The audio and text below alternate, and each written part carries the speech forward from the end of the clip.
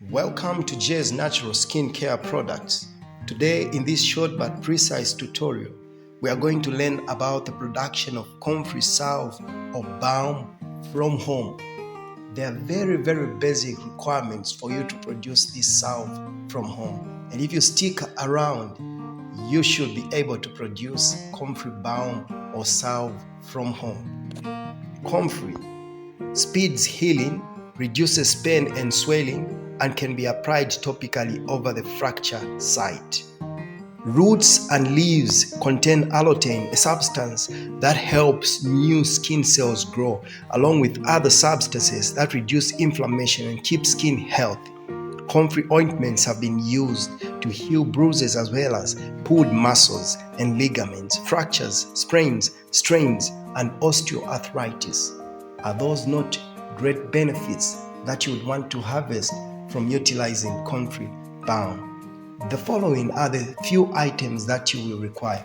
Firstly, you will have to harvest the comfrey leaves and then wash them, dry them, and then grind them into a fine powder. This process required us to use comfrey leaves, having grinded them into fine powder.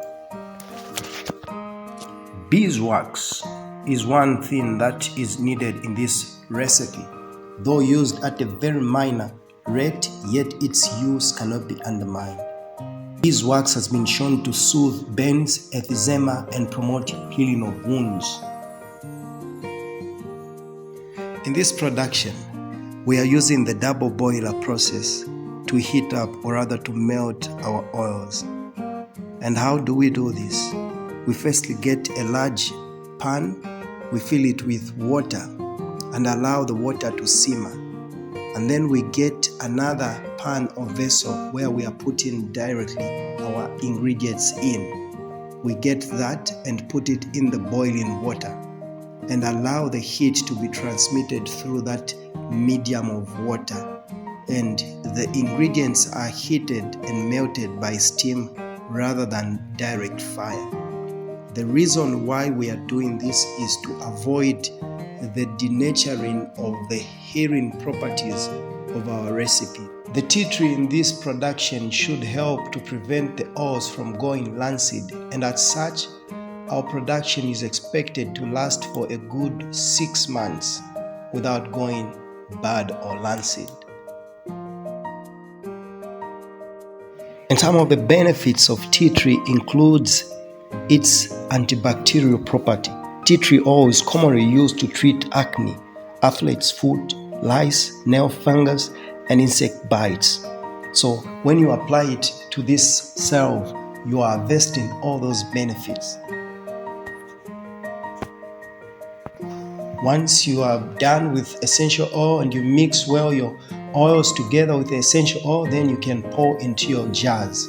Make ready the jars by disinfecting them. In my case, I use vinegar, a ratio of 1 part of vinegar to 2 parts of water, and then I rinse my vessel, allow them to dry, and then put, and you allow it to cool. Don't close immediately.